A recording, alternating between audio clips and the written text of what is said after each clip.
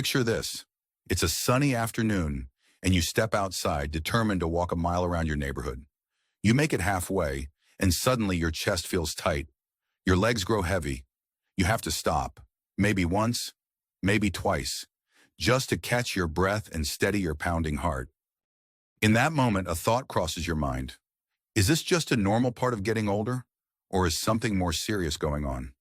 The truth is, for many people turning 75 and beyond, the inability to walk a mile without stopping can be a warning sign that the heart needs urgent attention. It can mean the difference between living out your golden years on your own terms or facing life-threatening heart complications that may have been prevented with the right knowledge and action. Helen, who turned 77 last spring, learned this the hard way. She had always considered herself relatively active. After all, she kept up with her house chores, went grocery shopping, and took strolls around the block. But on her 75th birthday, her daughter suggested taking a family walk at the park. Within minutes, Helen felt a strange pressure in her chest. She tried to shrug it off as simple fatigue, yet she couldn't finish the walk. Weeks later, after ignoring repeated bouts of discomfort, Helen found herself in the emergency room with severe shortness of breath. That day changed everything. If only I had known earlier what it meant to stop so often during a simple walk, she confessed. I didn't realize it was my heart's subtle cry for help. Too often, seniors write off fatigue or breathlessness as inevitable parts of aging. This mindset can be incredibly dangerous. The inability to walk a short distance without frequent rests doesn't just impact a trip to the park or the grocery store. It can symbolize deeper cardiovascular problems. Problems that, if left unaddressed, could lead to hospital stays, burdensome medical bills, and daily life overshadowed by fear. Imagine missing out on your grandchildren's soccer games because you're too exhausted, or skipping neighborhood gatherings because your heart races at the thought of walking even a few blocks. Beyond the social and emotional toll, there's also the very real risk of heart failure or other life-threatening cardiac events. The stakes are high because we're talking about your independence and ultimately your life. You're about to discover 6 key insights that will help you gauge whether your heart is trying to tell you something important, and more importantly, what you can do about it. Each insight will challenge common beliefs about senior fitness and cardiac health. By the end, you'll not only recognize subtle warning signs, but also gain a practical roadmap to protect and strengthen your heart.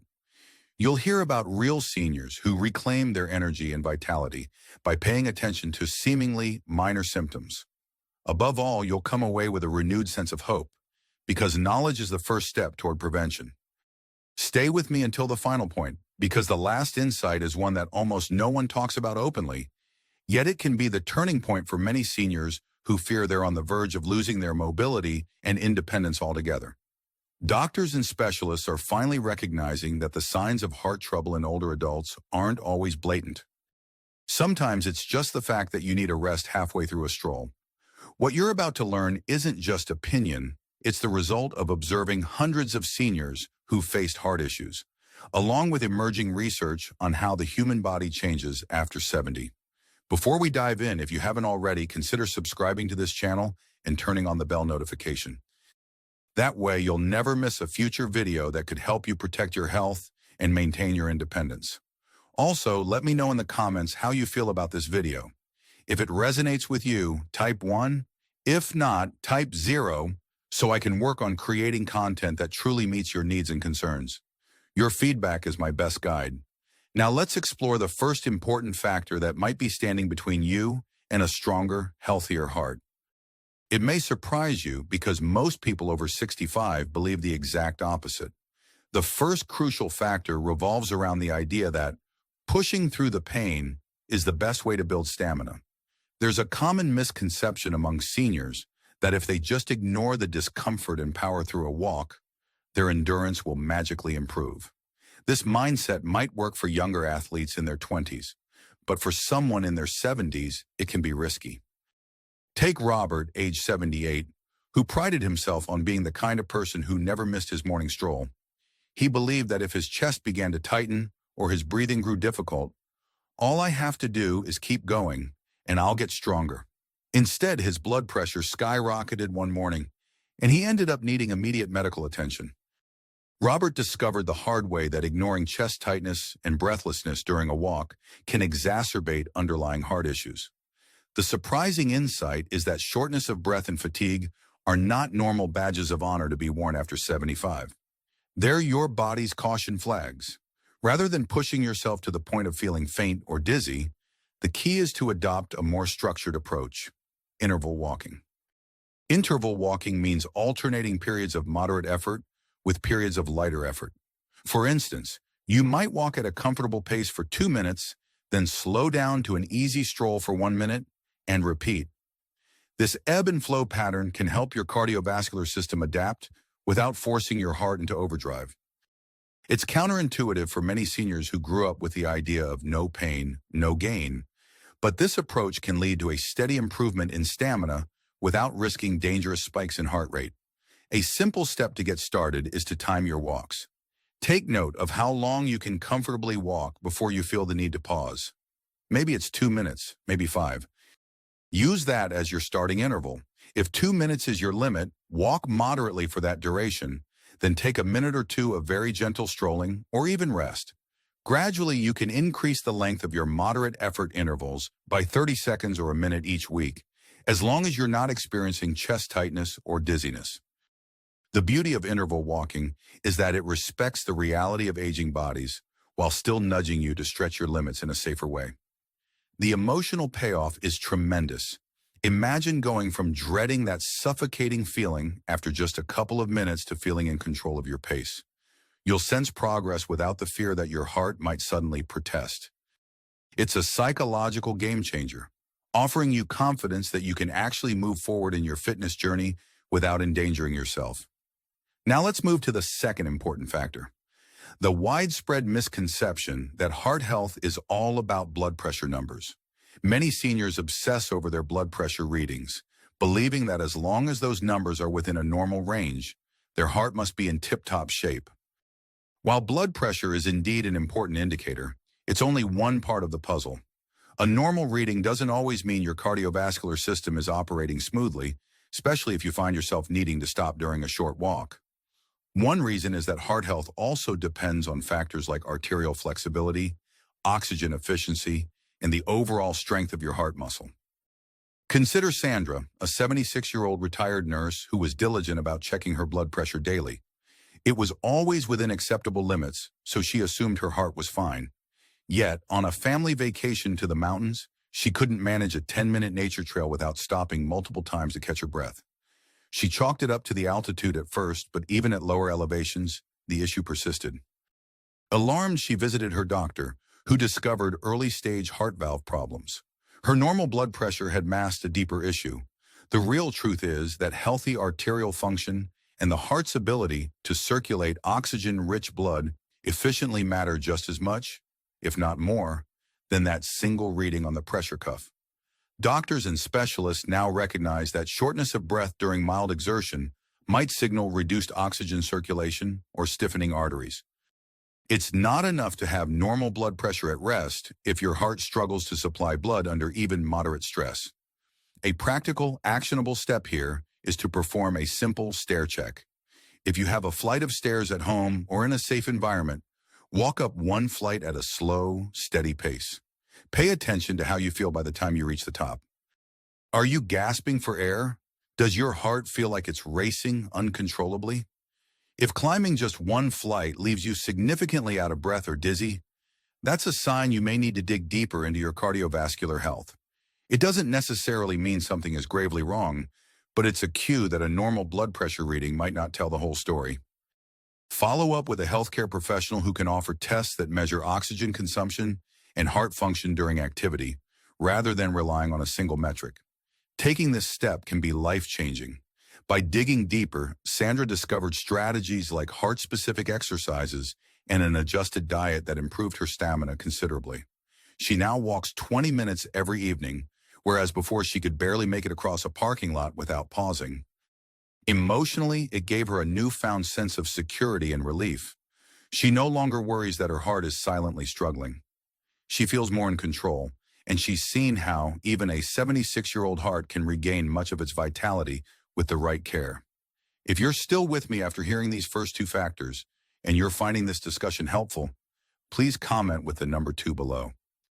It lets me know you're here, engaged, and ready to learn more. Also, if you haven't subscribed yet, now is a great time. Your engagement and feedback help keep this channel going and allow us to bring you more tips to safeguard your health. Let's explore the third key factor, which often goes overlooked: the role of emotional stress in limiting your walking endurance. Many seniors assume physical ailments alone dictate their ability to walk. They blame aches, pains, or stiff joints. But emotional stress, such as worry about finances, family disputes, or the future, can elevate heart rate, contribute to arterial tension, and drain energy reserves faster than you realize. Emotional stress essentially acts like a hidden weight, making your walk feel more taxing and forcing you to stop more frequently to catch your breath. Maria, age 80, learned this lesson when her son moved to another state. She found herself consumed with loneliness and anxiety, wondering if she'd ever see her grandchildren regularly again. On paper, her heart health looked fine, but she noticed she couldn't get through her usual half-mile loop in the neighborhood without pausing to sit on a bench, heart pounding. At first, she worried she was on the brink of heart failure, but her doctor recognized that her mental state was amplifying every physical sensation. Emotional stress can trigger a hormonal cascade, flooding the body with cortisol and adrenaline, that raises blood pressure, tightens blood vessels, and makes the heart work harder. The surprising truth is that tackling stress head-on can do wonders for your walking endurance. One practical strategy is structured breath work before and during a walk. For example, before stepping out, Maria began a routine of taking 5 slow, deep breaths, inhaling through her nose for a count of 4, and exhaling through her mouth for a count of 4. During her walk, whenever she felt her chest tighten or her mind race, she paused for another set of calming breaths. This habit helped lower her heart rate, reduce tension, and allowed her to continue walking longer without feeling overwhelmed. You might also consider brief mindfulness breaks during your walk. If you pass a park bench or a quiet corner, pause and focus on the sights, sounds, and smells around you. Think of it as a reset, helping your mind and body align. Interestingly, by integrating these simple mental relaxation techniques, many seniors find they can walk farther and feel stronger, even though they haven't changed their physical exercise routine in any other way. The emotional payoff is huge. Overcoming stress not only lets you walk with less fatigue, but also enriches every aspect of daily life. You'll find that anxieties you carry around start to lift. And when anxiety lifts, your heart can do its job more efficiently, freeing you to enjoy your walks, your hobbies, and time with your loved ones without that looming sense of dread. Up next is a fourth factor that's often misinterpreted: medication side effects. It's extremely common for seniors to be on multiple prescriptions, perhaps for blood pressure, cholesterol, or arthritis pain. While these medications address certain health conditions, they can also influence your capacity to walk comfortably. Some drugs may cause fatigue, dizziness, or dehydration, which can all force you to stop sooner than you'd like. Larry, 79, was on a regimen of 4 different medications. He noticed that ever since his doctor prescribed a new heart rhythm drug, he couldn't walk around his block without feeling lightheaded. He assumed age was catching up to him, but after reviewing his prescriptions with a different specialist, he discovered his medication dosage was too high. A small adjustment made a world of difference, and soon Larry was back to strolling 20 minutes a day without needing to sit down. The common misconception is to believe that once you're on a prescribed dose, you're locked into it for life. That's not always true. Particularly after 70, your body becomes more sensitive to certain medications. Your liver and kidneys might metabolize the drugs differently, changing the way they affect your energy levels and heart function. The surprising insight is that, in many cases, doctors can tailor medication plans to minimize side effects, if you speak up. It's important to track how you feel before, during, and after walks.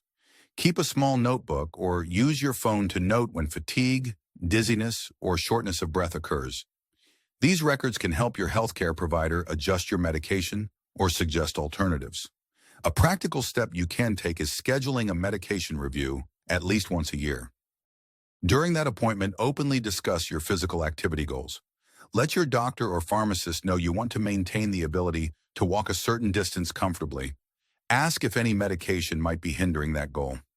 In some cases, a slight timing change, like taking a pill in the evening instead of the morning, can make a big difference in how you feel during your daily stroll. The emotional benefit is regaining a sense of control over your health.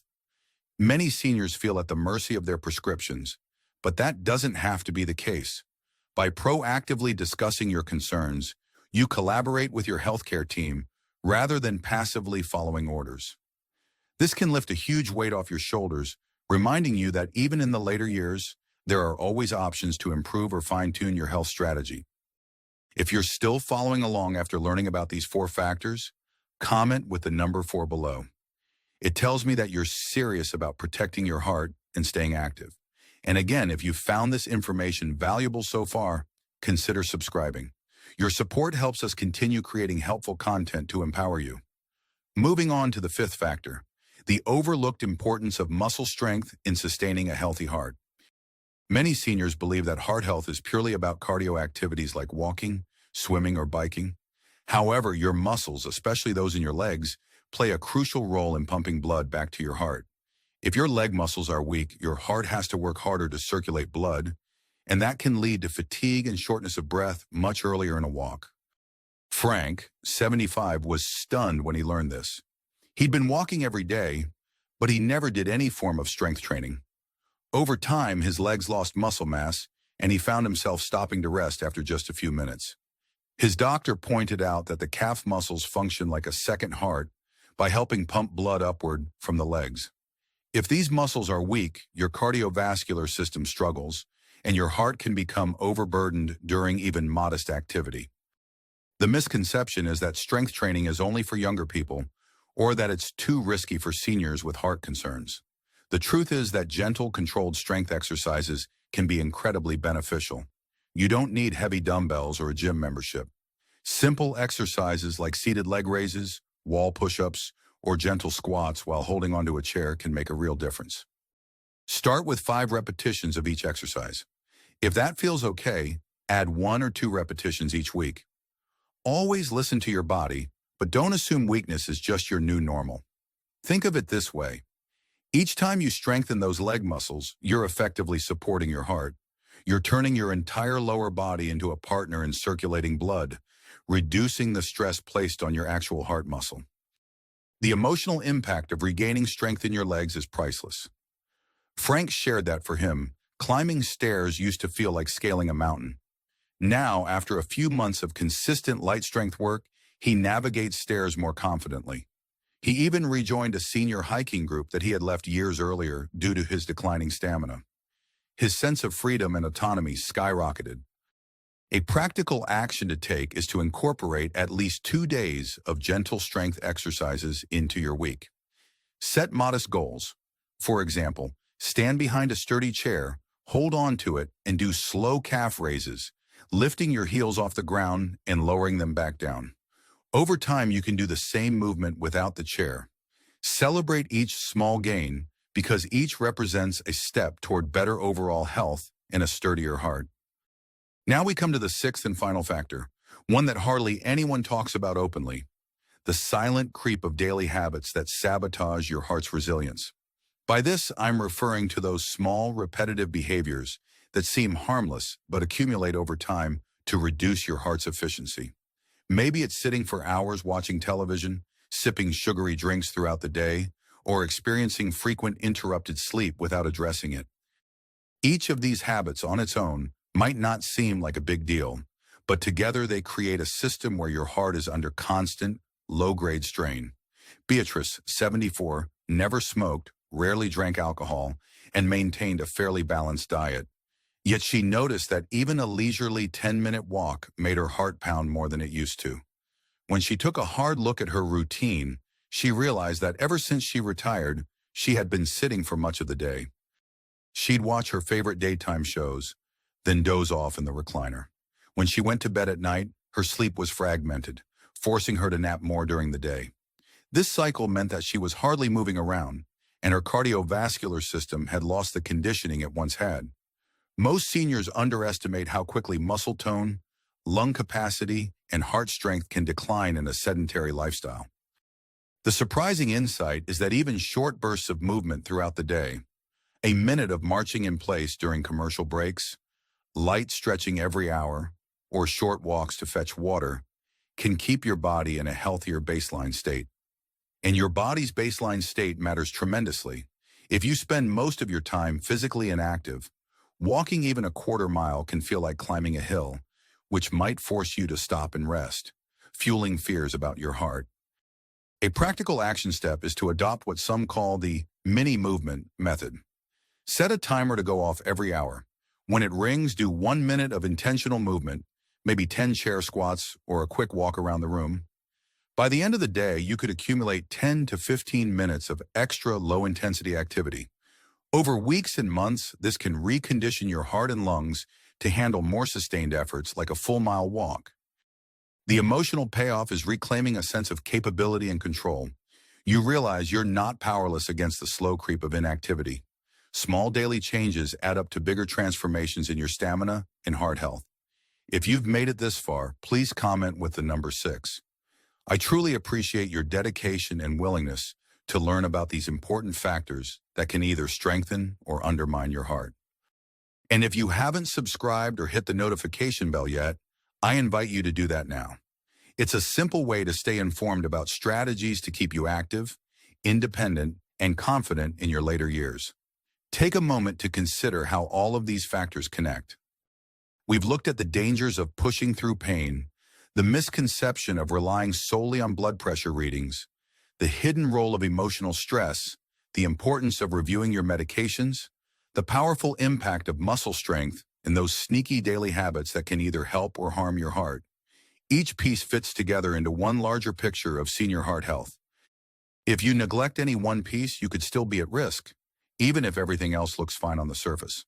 There's a sense of urgency here.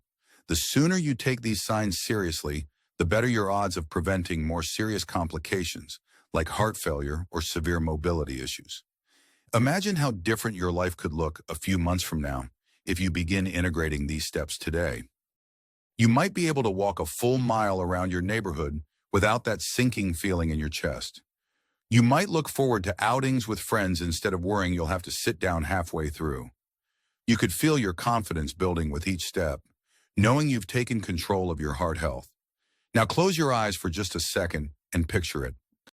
Picture waking up in the morning, lacing up your shoes, and heading out the door with the knowledge that you can handle a steady mile at your own pace. Picture coming home energized instead of drained, ready to enjoy the day without fear that your heart will protest. This is not some distant dream. It's a tangible future that has been achieved by many seniors who once felt they were on the brink of losing their independence.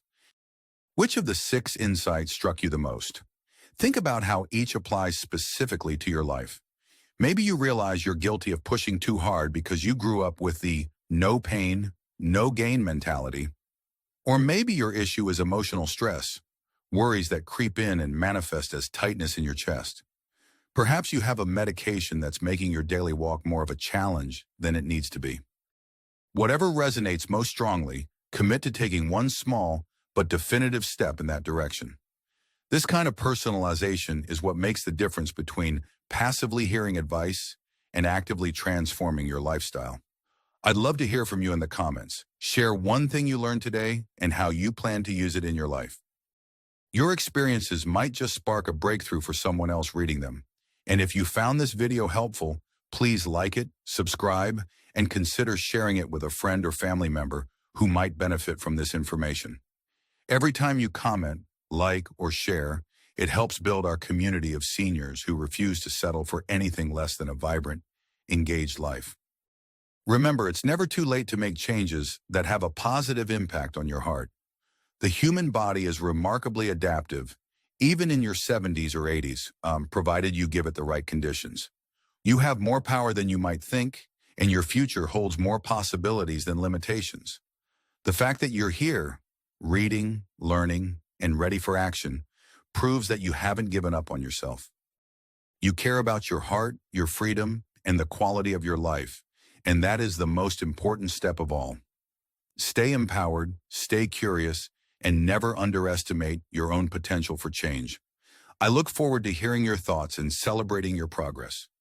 Thank you for spending this time with me today, and I hope to see you in the next video with an even stronger heart and a renewed sense of confidence. You've got this.